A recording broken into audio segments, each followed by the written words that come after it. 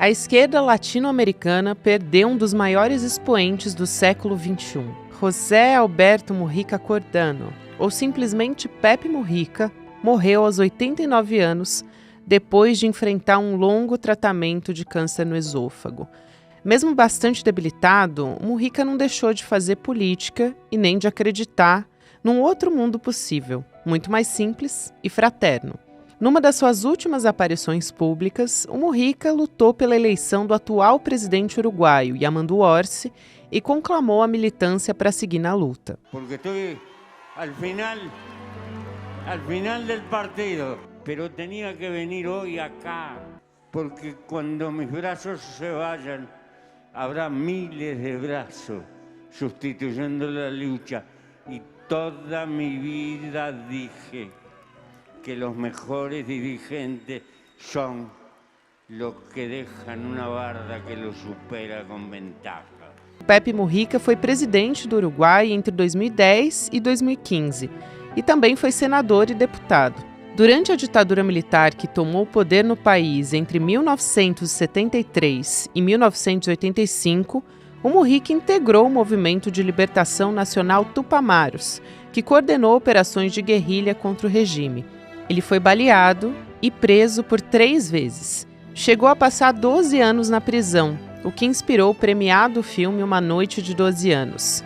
Simples, idealista, ousado e corajoso. Pepe Mujica mudou completamente os rumos da esquerda latino-americana com seu exemplo de vida e de luta. Quinta-feira, 15 de maio de 2025.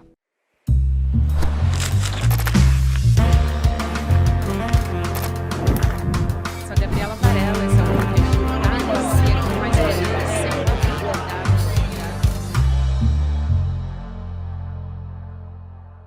Olá, seja muito bem-vindo, seja muito bem-vinda. Eu sou a Gabriela Varela e esse é o videocast em detalhes, aqui sempre com um convidado, uma convidada. A gente analisa uma notícia importante do momento. Hoje eu vou conversar com o Lucas Rocha, que é jornalista, nosso companheiro aqui do ICL Notícias, e ele também é mestre em Estado, Políticas Públicas e Governo pela Flaxo Brasil. Lucas, prazer demais te receber aqui no Em Detalhes. Bem-vindo, querido. Bom dia, Gabi. Obrigado pelo convite. Vamos nessa. Vamos nessa, falar sobre a despedida do nosso Mujica, né? Enquanto a gente está conversando, já aconteceu o cortejo pelas ruas de Montevidéu e a gente tem as despedidas do Mujica com milhares de pessoas que vai acontecer até essa quinta-feira. A gente está gravando na quarta ainda, então vai acontecer até o final da tarde de quinta. Como é que tem sido o clima no Uruguai?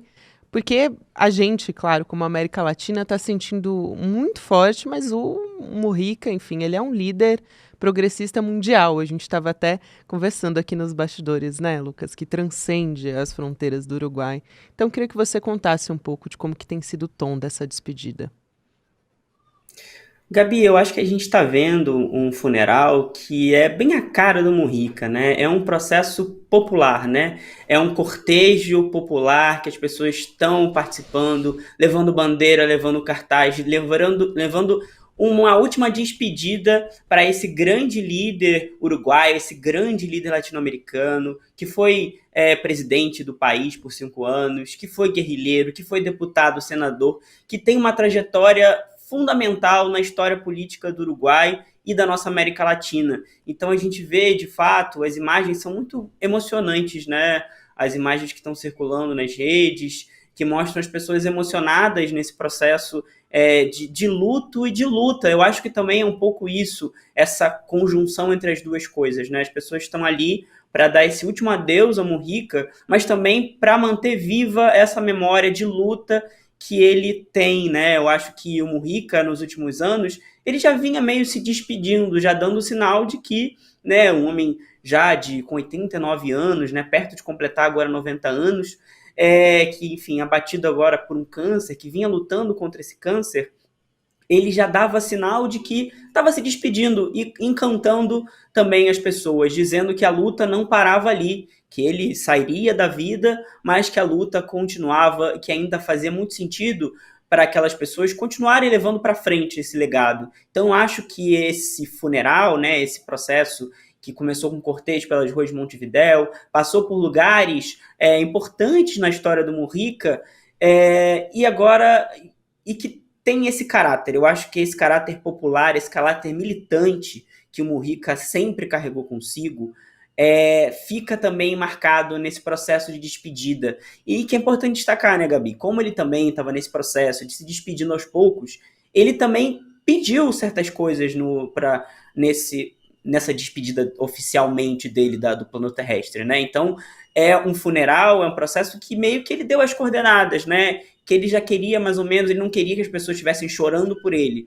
Ele queria que as pessoas continuassem levando adiante essa história de luta, que é uma luta que, para o Mujica, é uma luta coletiva, né? Eu acho que isso é uma marca muito fundamental do pensamento do Mujica, da militância do Mujica, e que nesse momento final que a gente viu é bem esse caminho, né? É bem esse caminho de coletivo, de mobilização e de estar aí sempre seguindo em frente. E uma dessas coisas que mostram como ele vivia em consonância total com o que ele acreditava, era a cadelinha dele, que era a Manuela. Ela sempre foi um símbolo muito importante do governo dele. Ele dizia que era a integrante mais fiel do governo dele. Numa entrevista para a BBC ele disse isso. E ele também queria que a despedida dele, né, que o descansar do Mujica fosse ao lado dela, né, a cadelinha de 3 patas do Mujica, Lucas.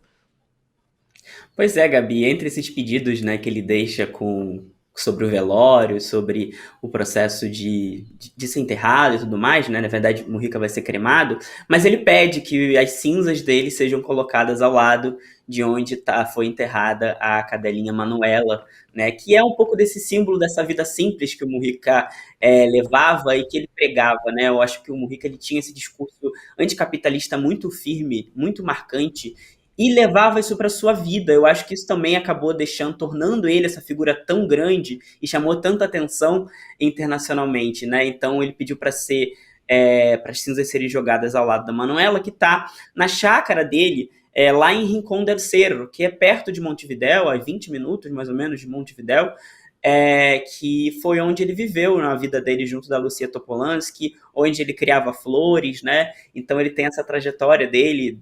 Enfim, ele não quis morar em palácio quando virou presidente, ele continuou morando nesse sítio, e eu acho que é um pouco dessa coisa simbólica, que é mais do que símbolo, né? O Mujica, ele não vivia uma vida simples para colocar nas redes sociais, né? Isso óbvio que não, ele não era uma coisa forjada. Era a vida dele, como ele levava a vida, era como ele gostava de viver, é como ele entendia a vida, era como ele... É uma questão até filosófica, de rejeição ao consumismo, dessa crítica anticapitalista acirrada, né? E esse sítio, né, esse local em que ele morava, e a Manuela como símbolo desse governo, a Manuela como símbolo dessa vida simples, dessa vida pacata, eu acho que retrata esse lado do Mujica que encantou tanta gente, né?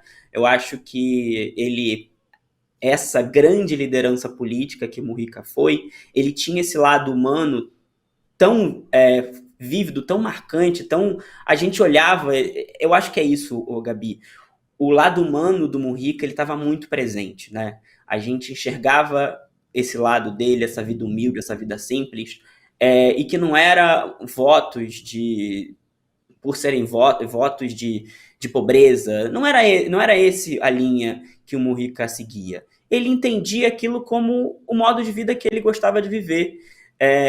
E eu acho que é meio esse lado do simbólico, mas que é muito político e é muito filosófico. O Mujica, ele é um líder político muito importante que se manteve muito atual também. Essa questão geracional, eu acho que você pode trazer para a gente. Acho que vale a pena a gente dividir, talvez, o Mujica que entrou para a política formalmente, né? Depois de sair da prisão, ele fundou um partido político que se integrou à Frente Ampla. E aí a gente conheceu o Mujica, que foi deputado, senador, que chegou à presidência, ele também foi ministro.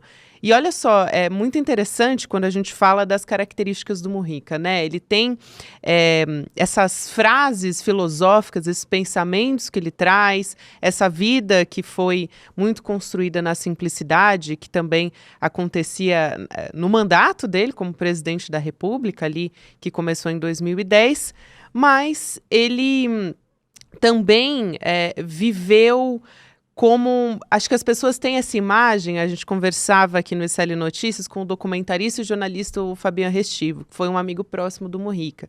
E a gente falava sobre como as pessoas muitas vezes têm essa visão de que o Mujica era um senhorzinho, né, um velhinho bondoso que plantava, cultivava batatas e flores e tal.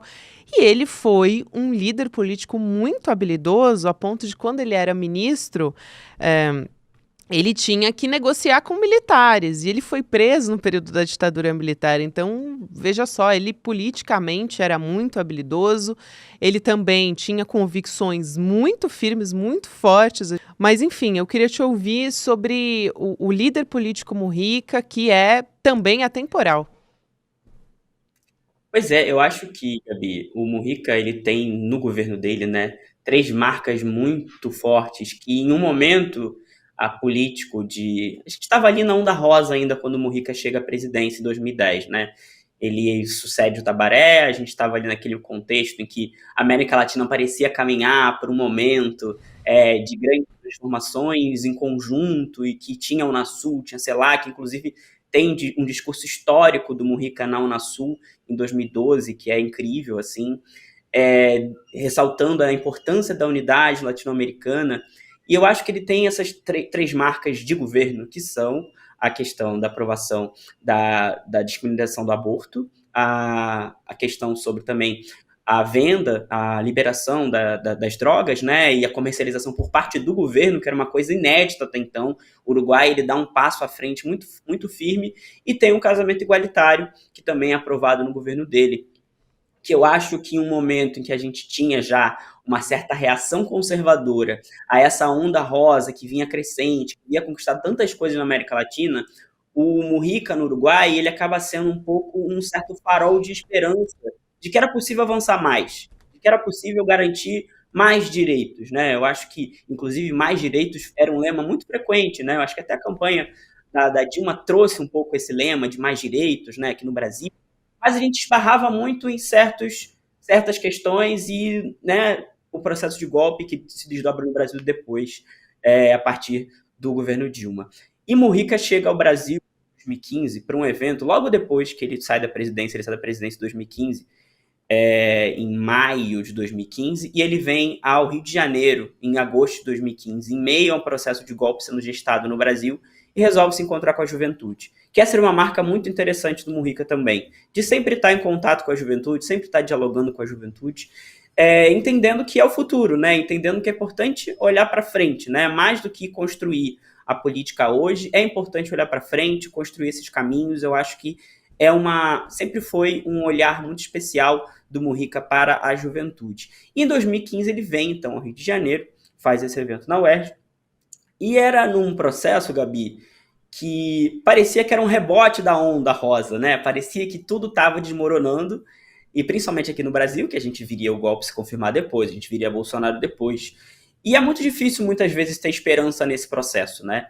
Eu acho que o Mujica foi para uma geração um farol de esperança de que era possível e ainda era preciso ter esperança, né? Porque é isso, o Mujica foi guerrilheiro, foi preso, ficou 12 anos na cadeia, em condições super precárias, e lutou e seguiu lutando, sempre acreditando na política, que eu acho que também é uma marca muito, muito firme de Mujica, né? De que a política vale a pena, né? De dizer que a política vale a pena, de que faz sentido acreditar na política, de que faz sentido lutar. E eu acho que essa era uma mensagem que ficou ali muito forte em 2015. Eu estava nesse evento, que foi lá na UERJ, em 2015, e que eu acho que marcou muito uma geração, pelo menos aqui, de uma militância que tinha naquele momento e que se via muito desencantada, né, Gabi? Que que é isso, foram momentos de tudo parecia que caminhar por mais, né? A gente teve jornada de 2013, inclusive, que lutava por mais e tudo mais, um processo que depois se desdobra em N questões, que eu acho que não vale a pena a gente entrar aqui agora, mas que de repente parece que tudo desaba. E quando tudo desaba, tinha ali o Mujica para dizer, calma gente, ainda há esperança, ainda há motivo para seguir em frente. E eu acho que esse é um recado dele que ele manteve até os seus últimos dias, né? De que é importante olhar para frente, porque é isso, são processos políticos internacionais, né, que são muito complexos. A gente hoje tem Donald Trump e a extrema-direita avançando, e Mujica estava ali, firme e forte, dizendo que era importante lutar, é importante lutar contra o sistema capitalista, é importante acreditar ainda em tudo isso. Que privilégio, hein, Lucas? Você tá na UERJ. Eu acho que é um privilégio nosso, na verdade, de viver no mesmo tempo que o Mujica, mas ter acompanhado esse evento ali deve ter sido, assim, muito simbólico, muito emocionante também. Eu quero passar também por quem foi o Mujica guerrilheiro, né? Num movimento armado, fugiu da prisão 2 vezes. Tem história do Mujica que é realmente cinematográfica, né? De ele conseguir fugir da prisão com mais de 100 pessoas. Acho que você pode contar muito bem essa história.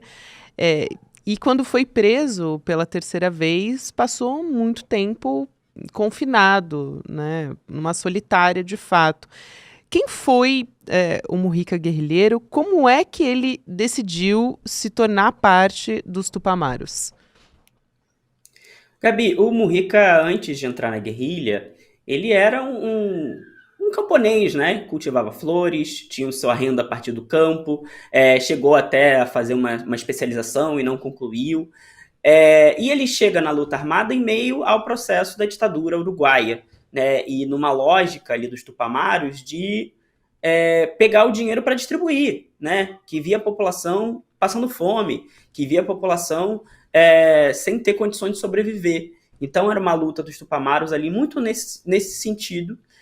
E aí Mujica é preso, Mujica fica 12 anos na cadeia, e tem um filme que é clássico, né, Uma Noite de 12 Anos, que mostra esse processo de fuga dele e de outros líderes guerrilheiros que estavam também presos, né, que se comunicavam na prisão a partir de toques na parede, né, que tem toda uma forma de sobrevivência ali muito, muito dura, né, porque a gente está falando de pessoas que estavam em solitária por anos e anos e anos.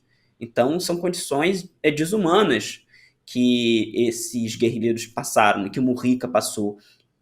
E esse processo de fuga, ele se dá, de fato, de uma forma cinematográfica, por 20 minutos, rastejando para poder conseguir sair da prisão, para conseguir, de fato, estar livre dali, né? Enfim. E é uma coisa muito marcante, que eu vi até um comentário sobre isso hoje, de que foi até foi até de um cantor muito famoso no Uruguai, de candombe, que estava falando justamente, o Rubem Blada, perdão, do Rubem Blada, o comentário, de que o Mujica passa todos esses anos sendo torturado pelo Estado, em situação completamente degradante, e ele sai da prisão e vai fazer política, e vai continuar a luta, e vai fundar um partido, né? Ele funda o MPP poucos anos, 3 anos, se eu não me engano, depois que ele sai da prisão. Então é uma figura que dá também esse recado, né? A luta dele, a prisão ali, não conseguiu conter o ímpeto revolucionário do Mujica, a vontade de mudar o país que o Mujica tinha. E eu acho que isso é muito bonito também nessa trajetória, né? Claro, o processo de tortura é terrível, né? A gente sabe que são condições completamente degradantes que ele passou na prisão, mas ele sai dessa prisão ainda com seus ideais muito firmes, muito sólidos, e com essa vontade de transformar o Uruguai muito vívida ainda. Então acho que isso também é um elemento muito interessante para se pensar essa figura do Mujica, né, Gabi? Aquela frase simbólica que ele diz que aprendeu a viver com muito pouco, também está ligada a esse período que ele ficou preso na solitária, porque ele dizia que quando ele conseguia beber água, quando ele conseguia usar o banheiro, ou então dormir num colchão, era um dia que ele ficava feliz, e ele aprendeu a se contentar com muito pouco a partir disso, né? É que ele diz, se você não consegue ser feliz com pouco, você não vai ser feliz se você tiver muito. É mais ou menos por aí, né? Essa frase icônica do Mujica. Pois é, a tortura deixa marcas, né, Gabi? Eu acho que é É fundamental sempre a gente entender isso, né? De quando a gente fala de quão desumano é o processo de tortura, ainda mais um processo alongado como esse, de tantos e tantos anos, deixa marcas na pessoa, né? O Mujica passa a viver tentando sobreviver ali à tortura, né? Por 12 anos, tentando sobreviver àquele processo de negação total de direitos, né? E eu acho que uma coisa, pegando também carona em frases clássicas do Mujica, eu estava vendo uma entrevista, enfim, muitas pessoas comentando sobre o Mujica, né? Eu até perdi quem foi de fato que falou isso, mas uma das declarações que ele deu foi de que nem Garcia Marques imaginava que Pepe Mujica poderia se tornar presidente do Uruguai. E eu acho que isso é bem interessante nesse campo, né, dessa fantasia, nesse campo de como essa fuga cinematográfica e dessa história, que é uma história incrível do Mujica que a gente tem para contar, né? Isso, um camponês que passa a ser guerrilheiro e que é preso pelo governo uruguai, pela ditadura militar, que fica 12 anos na cadeia e que acredita na política ainda e que funda um partido político, que forma junto desse partido político uma frente ampla de partidos de esquerda e que essa frente ampla ainda leva alguns anos para ter, de fato, ser vitoriosa nas eleições, elege um aliado e depois é ele, aos 75 anos, chegando à presidência. Então, de fato, é uma história incrível, né? E é uma história incrível que não é do campo da fantasia, eu acho que a graça toda está aí nisso, né? É uma história incrível de uma liderança que, junto dos seus companheiros, né? Eu acho que isso também é uma marca, até já falei disso, né? Que o Mujica, ele acreditava no coletivo, então ele não chegava à presidência sozinho, né? Não é uma conquista só dele chegar à presidência. Então é toda essa história entremeada de povo, entremeada de muita gente, entremeada de muita luta, que o leva à presidência do Uruguai no grande conto, que é quando a gente olha todos esses fatores, parece inacreditável, mas foi o que aconteceu, né? E é um presidente que transforma, que reduz a pobreza pela metade, né? A gente acabou ainda nem comentando sobre o governo Mujica, de fato, mas derruba a pobreza pela metade. Essa figura com essa história incrível e que, enfim, faz transformações muito importantes no Uruguai. Eu vou te pedir para contar quem foi, né, o Mujica presidente e também trazer um pouco dessa característica que é muito particular da esquerda progressista uruguaia, que é laica, não existe, por exemplo, uma bancada religiosa como a gente tem aqui no Brasil, é completamente diferente no Uruguai, a favor da descriminalização do aborto, também da maconha. Então, contar um pouco dessa característica de como ela é diferente das demais esquerdas, né, das demais forças progressistas que a gente tem aqui na América Latina. Eu acho que tem um componente muito interessante, até na democracia uruguaia, de fato, que é sempre, enfim, teve plebiscito no processo da ditadura, assim, sabe? Eu acho que a democracia uruguaia, ela tem algumas bases muito sólidas que passam por todo o campo político uruguaio. Eu acho que isso reflete numa esquerda uruguaia que consegue ter, principalmente, diálogos com o campo da direita mais tranquilos e também consegue avançar em certas pautas que às vezes a gente se vê brecado aqui no Brasil ou em outros países da América Latina, né? Eu acho que essas aprovações que foram feitas no governo Mujica, dessas 3 pautas grandes, né, sobre casamento igualitário, aborto e drogas, são um pouco desse reflexo de que ali tinha um campo um pouco mais tranquilo de navegar e de dialogar. Enfim, o Uruguai também é um país muito menor do que o Brasil, se a gente for olhar em tamanho de população, né? A população do Uruguai é de pouco mais de 3 milhões de pessoas, então é um cenário completamente distinto que possibilita também diálogos muito mais diretos e muito mais abertos. Eu acho que a esquerda uruguaia traz consigo isso. E a esquerda uruguaia tem a Frente Ampla, que é uma conjunção de vários partidos que estão junto na mesma legenda eleitoral ali, né?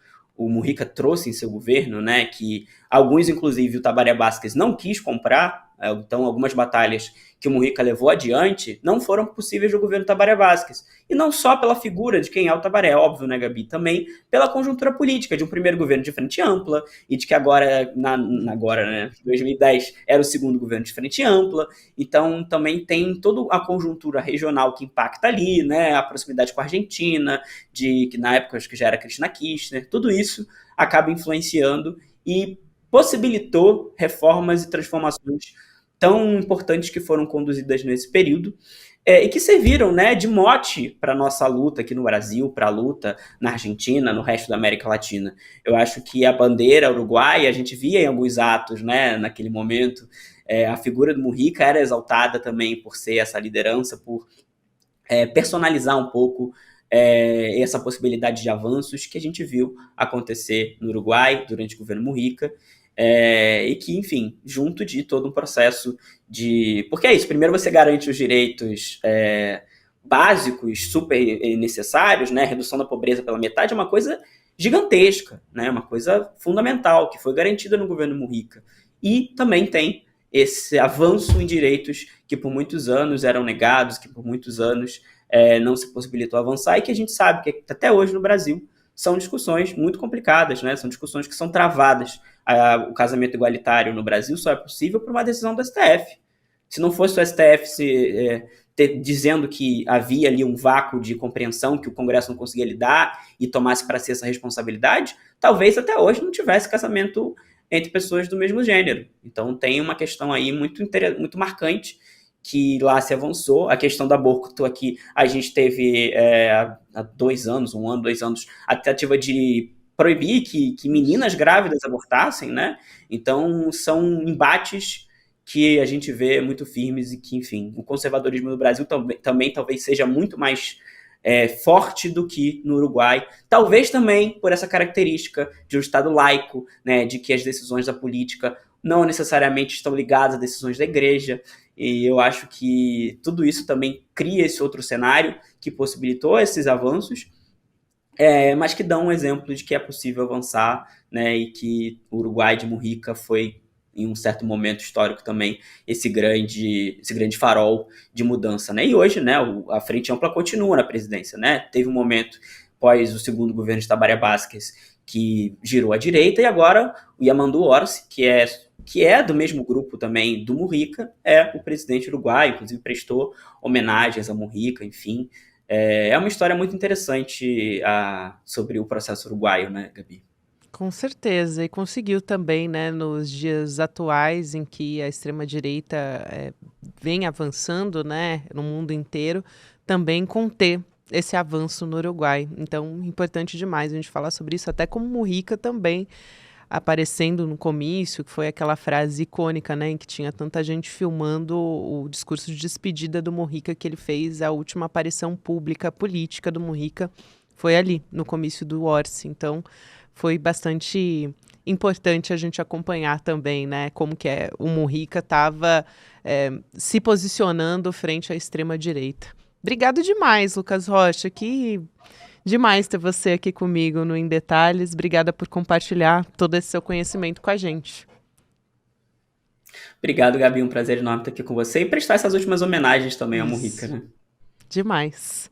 Obrigada, querido. Até uma próxima. Até mais.